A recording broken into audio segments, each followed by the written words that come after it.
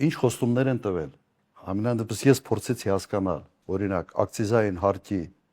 բարձրացումը բենզինի, դիզվառելիքի, ալկոհոլի եւ ծխախոտի վրա։ Այդ խոստումների մեջ եղել են թե չեն եղել։ Դուք որևէ բան լսել եք քարոզարշավի ժամանակ, որ անմիջապես ընտրություններից հետո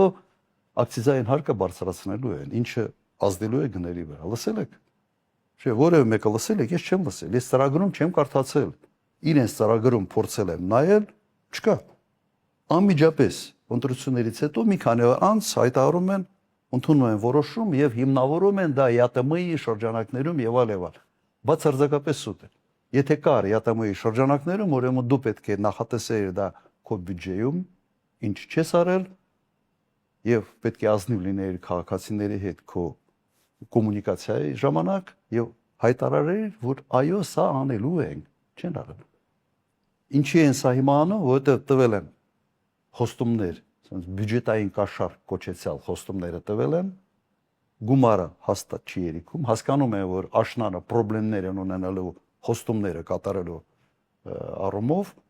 եւ հիմա այդ հարկերը բարձրացնելով փորձում են այդ ճեղքը փակել։